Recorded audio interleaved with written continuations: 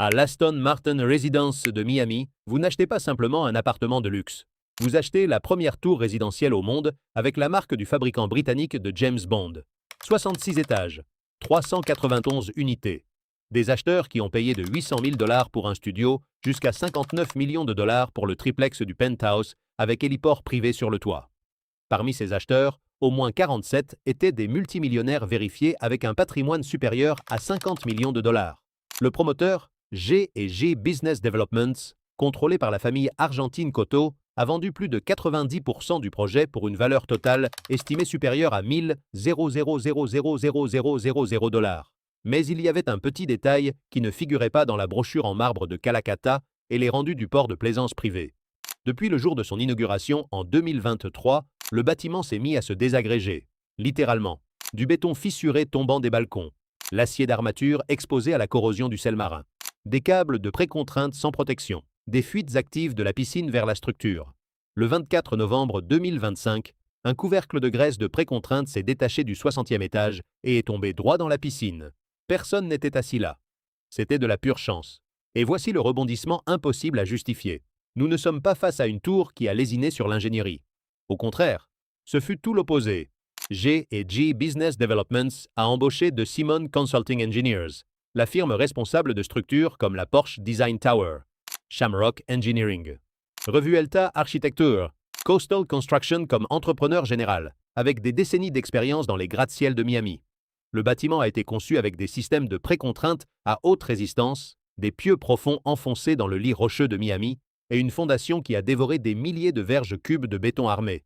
Et pourtant, le bâtiment échoue. 300 Biscayne Boulevard Way repose à l'embouchure de la rivière Miami, directement sur la baie de Biscayne. Ce n'est pas une île barrière comme Sunny Isles Beach. C'est pire. C'est un terrain de remblai côtier exposé directement à l'Atlantique, avec de l'eau salée entourant le bâtiment sur 3 côtés. En dessous, il n'y a pas de roche solide continue. C'est un lit rocheux de calcaire poreux de Miami, une formation géologique qui semble solide dans les rapports mais qui fonctionne réellement comme une éponge submergée. Le calcaire de Miami est rempli de cavités, de canaux souterrains et de fissures naturelles formées pendant des millénaires. L'eau salée de la baie s'écoule constamment à travers ces canaux, entrant et sortant avec les marées de l'Atlantique. Lorsque vous placez des centaines de milliers de tonnes de béton, de verre et d'acier là-dessus, lorsque vous creusez profondément pour créer des parkings souterrains et drainer l'eau du sol, vous altérez cet équilibre. Le processus s'appelle la consolidation différentielle. Les couches de sol et de roches poreuses se compactent de manière inégale sous le poids constant du bâtiment et les vibrations de la construction. Mais voici le facteur que personne ne mentionne dans les brochures de vente. L'eau salée. La baie de Biscayne n'est pas de l'eau douce, c'est de l'eau de mer avec une concentration élevée de chlorure. Chaque marée qui s'écoule à travers le calcaire poreux sous le bâtiment porte du sel. Ce sel pénètre le béton, attaque l'acier d'armature et accélère considérablement la corrosion de tous les éléments métalliques enfouis dans la structure. 2 tours construites à quelques mètres de distance, avec un design identique, peuvent se corroder à des rythmes totalement différents selon la direction des courants souterrains et la porosité exacte du lit rocheux sous chaque pieu. Les modèles d'ingénierie peuvent prédire le poids que le sol supportera. Ils ne peuvent pas prédire combien de temps durera l'acier submergé dans l'eau salée qui s'écoule sans interruption pendant des décennies. Au cours des 2 dernières décennies, l'embouchure de la rivière Miami et la baie de Biscayne se sont remplies d'un mur vertical de tours de verre de marque. Porsche Design Tower à Sunny Isles, Armani Casa à Sunny Isles, Trump Tower à Miami, Bentley Residences en construction, et maintenant Aston Martin Residences, la première tour résidentielle du fabricant britannique. Et tandis que le boom se poursuivait, les rapports d'ingénierie judiciaire, remis après l'occupation, répétaient la même vérité inconfortable. Les structures se détérioraient beaucoup plus rapidement que prévu. Une enquête interne d'Epic Forensics et Engineering, mandatée par l'Association des propriétaires de l'Aston Martin Residences, a révélé que le bâtiment présentait des failles structurelles graves dans presque tous ses systèmes moins de 2 ans après son inauguration.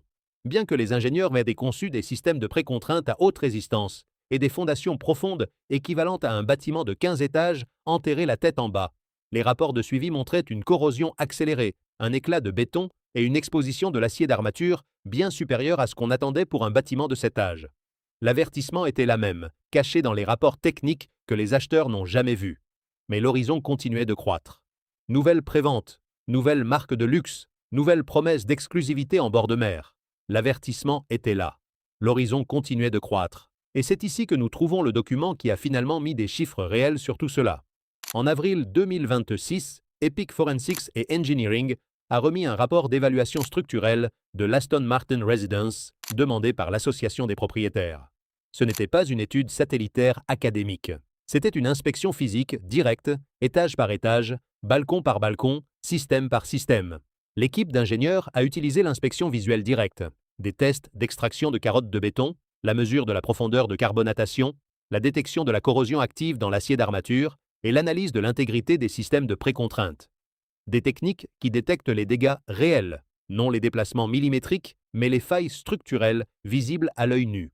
Ils ont évalué l'ensemble du bâtiment pendant plusieurs mois entre 2024 et 2026, moins de 3 ans après son inauguration en 2023.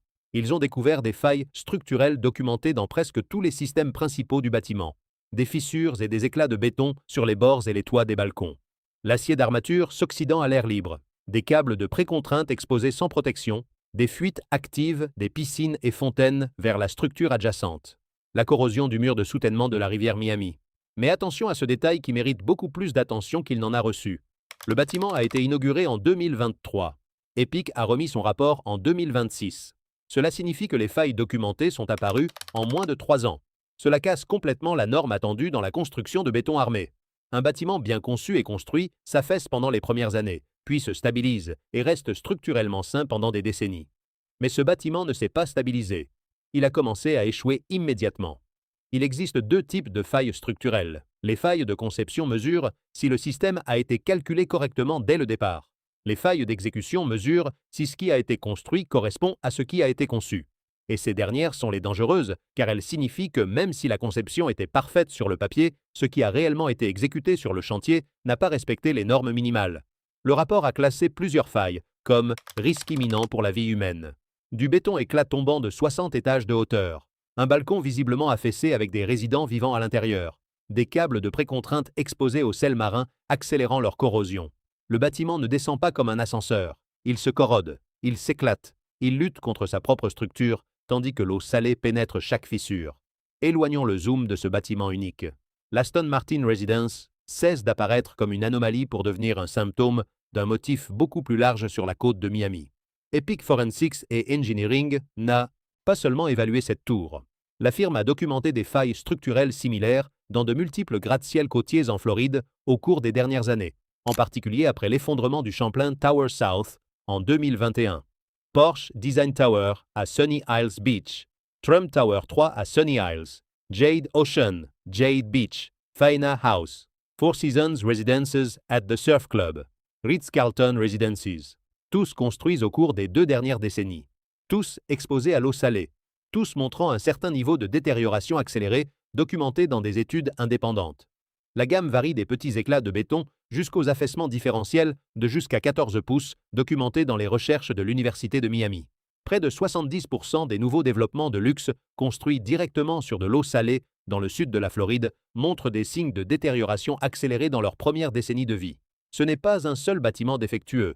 C'est une côte construisant exactement comme la géologie et la chimie de l'eau salée avait averti qu'elle ne devait pas être construite. Si vous trouvez que ce type d'analyse vaut votre temps, ces défaillances au ralenti qui ne font pas la une jusqu'à ce que les fissures visibles apparaissent, pensez à vous abonner. Cette chaîne analyse un méga-projet américain à la fois. La chimie de l'eau salée fait ce qu'elle sait faire. Le plus inconfortable est ce que les responsables ont fait ou n'ont pas fait après avoir eu suffisamment de raisons de réagir. En juin 2021, le condominium Champlain Tower South, à proximité de Surfside, s'est effondré en pleine nuit. 98 personnes sont mortes. C'est toujours l'un des pires effondrements structurels de l'histoire américaine. En réponse, la Floride a adopté la loi du Sénat SB 4-D en 2022, une véritable réforme qui a changé des décennies de négligence législative. Elle exigeait des inspections de contrôle structurel obligatoires, connues sous le nom d'inspection milestone, et obligeait les associations de condominiums à financer des fonds de réserve adéquats pour les réparations structurelles. Pour les bâtiments à moins de 3 miles de la côte, cette première inspection obligatoire arrive lorsque le bâtiment atteint 25 ans d'âge ou 30 ans, s'il est à plus de 3 miles de la côte. L'Aston Martin Residence a été achevée en 2023. Faisons les comptes.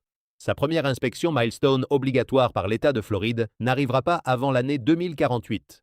C'est une fenêtre de 25 ans sans aucune révision structurelle obligatoire imposés par la loi. Et ça s'améliore. Ni la loi SB 4-D, ni sa réforme ultérieure ne mentionnent la surveillance de la corrosion accélérée dans les bâtiments côtiers exposés à l'eau salée. Ni les inspections de précontrainte, ni les évaluations d'imperméabilisation des structures sur l'eau. Ainsi, le rapport d'Epic Forensics, documentant les éclats actifs de béton, l'acier d'armature exposé et les câbles de précontrainte sans protection, ne déclenche aucune action légale automatique. Aucune inspection d'état supplémentaire n'est programmée. Aucune information n'est révélée aux acheteurs potentiels du bâtiment. Aucune révision réglementaire n'est ouverte par le département des affaires et de la régulation professionnelle de Floride. Les données existent. Elles sont dans un rapport d'ingénierie judiciaire de 200 pages. Mais la loi n'oblige pas les autorités d'État à les regarder jusqu'à ce que le bâtiment atteigne 25 ans. Ce vide nous mène directement à la question de ce qu'on dit à l'acheteur. La loi de Floride exige de révéler les défauts matériels connus qui affectent directement la valeur de la propriété. Mais il n'y a ni loi ni précédent clair sur le fait qu'un rapport d'ingénierie judiciaire interne, mandaté par l'Association des propriétaires, compte comme une connaissance que le vendeur individuel d'une unité doit révéler au prochain acheteur. Ainsi, lorsque la nouvelle des poursuites a été connue en avril 2026, les acheteurs potentiels d'unités en revente l'ont appris par les médias, pas par des révélations obligatoires du vendeur. Les conclusions d'Epic Forensics reposaient dans un dossier judiciaire, tandis que les acheteurs potentiels ayant des budgets de millions apprenaient exactement comme vous et moi. 1. Vendeur qui connaît un problème structurel documenté par des ingénieurs et le minimise lors d'une négociation s'expose toujours à des poursuites pour fraude et fausses déclarations, qu'il y ait ou non des précédents spécifiques concernant les rapports judiciaires. Les données n'ont pas besoin d'être dans une loi d'État pour finir dans un tribunal civil. Pour être juste, les ingénieurs d'Epic Forensics n'ont pas déclaré que le bâtiment était structurellement dangereux à habiter immédiatement. L'équipe d'Epic a souligné qu'ils avaient documenté des failles graves nécessitant une atténuation immédiate, mais n'ont pas ordonné une évacuation complète du bâtiment. Les autorités municipales de Miami ont souligné que le bâtiment avait reçu son certificat d'occupation temporaire en suivant tous les codes de construction de Floride en vigueur au moment de son approbation. Mais les ingénieurs n'ont pas non plus adouci la gravité de ce qu'ils ont découvert. Ils ont classé plusieurs failles comme risque imminent pour la vie humaine. Du béton éclat tombant de hauteur. L'acier d'armature exposé accélérant sa corrosion. Des câbles de précontrainte sans protection en environnement salin. Des ingénieurs structurels consultés par les médias locaux après le dépôt des poursuites sont arrivés presque à la même conclusion. Les marges de sécurité du bâtiment sont probablement adéquates pour l'instant pour l'habiter. La préoccupation est à long terme. Des décennies de corrosion accélérée par l'eau salée, élevant silencieusement les coûts de réparation et les risques structurels accumulés sur une côte menacée par des ouragans plus forts, des ondes de tempête cycloniques et une élévation du niveau des mers. On s'attendrait à ce que cette expérience ait freiné des projets similaires de tours de marque de luxe directement sur de l'eau salée. Mais ce ne fut pas le cas. En ce moment même, à moins d'un demi-mile de l'Aston Martin Residence, une autre tour de marque de luxe s'élève sur la même baie de Biscayne. Bentley Residence se construit à Sunny Isles Beach, directement sur l'Atlantique. Desert Development, le même promoteur derrière la Porsche Design Tower, qui s'enfonce d'environ 8 cm selon l'Université de Miami, est de retour avec une suite encore plus ambitieuse. Gil Desert a déclaré en 2023 « Les acheteurs comprennent mieux le concept grâce à ce bâtiment. Bentley Residence sera la tour résidentielle la plus haute face à la mer des États-Unis. 228 mètres de hauteur, plus de 200 unités, penthouse de 57 millions de dollars avec garage pour 14 voitures. Fin 2023, ils ont coulé 15 000 mètres cubes de béton, une dalle plus grande que celle de l'Aston Martin, sur le même sable et le même Atlantique. Vente projetée, 1000 $. Ce que personne ne veut répondre. Qui paie quand les failles apparaissent?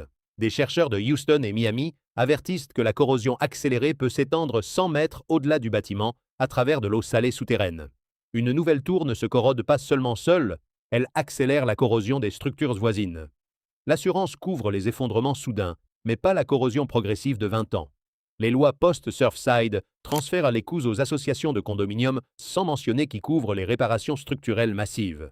À Miami, le marketing arrive en premier. La corrosion révèle la vérité après. Il y a des dizaines de tours comme celle-ci en construction en ce moment sur la côte de Floride. Des gratte-ciel de marques qui promettent une exclusivité absolue. Des promoteurs qui vantent des styles de vie enveloppés dans des logos de luxe. Des acheteurs qui signent des contrats de millions sans jamais voir les rapports d'ingénierie judiciaire. Si vous voulez savoir ce qui échoue avant que cela n'apparaisse dans les gros titres, cette chaîne existe pour ça. Abonnez-vous. Chaque semaine, un méga projet américain. Chaque semaine, les documents que personne d'autre ne lit. Parce qu'aux États-Unis, nous construisons vite. Les conséquences arrivent après. On se retrouve dans la prochaine analyse.